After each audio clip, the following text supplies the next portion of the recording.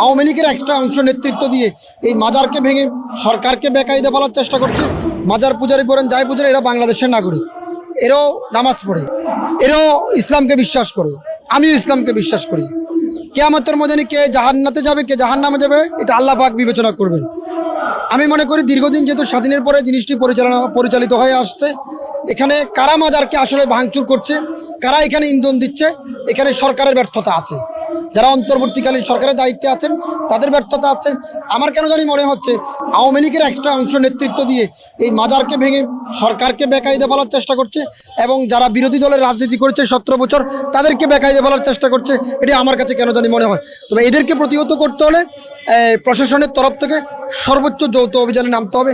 কারা করছে এবং তাদেরকে গ্রেপ্তার করে আইনের আওতায় এনে জাতির সামনে তাদেরকে চিহ্নিত করে তাদের পথ পরিচয় কোন দল করে এটি জানা খুবই দরকার। এর আগে কে ভাঙছে না এটা আসলে বলা খুবই মুশকিল। কারণ আমি একজন রাজনৈতিক নেতা হিসাবে, কর্মী হিসাবে আমি আওয়ামী লীগকেও দোষারোপ করতে পারি না, বিএনপিকেও দোষারোপ করতে পারি না, সাধারণ মানুষকে দোষারোপ করতে পারি না, প্রশাসনকে দোষারোপ করতে পারি। তবে প্রশাসনকে, সরকারকে, যারা সরকারে আছেন তাদেরকে এই কারণে দোষারোপ করি, তাদের দায়িত্ব অবহেলার কারণে আজকে বিভিন্ন জায়গায় মাজার ভাঙা হচ্ছে, বিভিন্ন প্রতিষ্ঠানে আঘাত করা হচ্ছে, বিভিন্ন বাড়িতে ভাঙচুর করা হচ্ছে, ডাকাতি করা হচ্ছে। এটা প্রশাসনের ব্যর্থতা।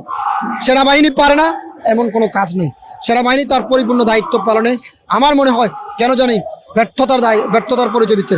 আশা করি তারা বাংলাদেশের মানুষকে যেরকম একটি স্বাধীন সার্বভৌমত্ব দেশ উপহার দিয়েছেন তাদের চৌকস নেতৃত্বে, আমি মনে করি সামনেও তারা তাদের চৌকস নেতৃত্বে পুলিশ প্রশাসনকে সহযোগিতা করে যৌথ বাহিনীর সাথে কাজ করে তারা কারা হামলা করছে তাদেরকে আইনের হাতে চিহ্নিত করে জাতির সামনে উপস্থাপন করবেন এই প্রত্যাশাই করি আমি।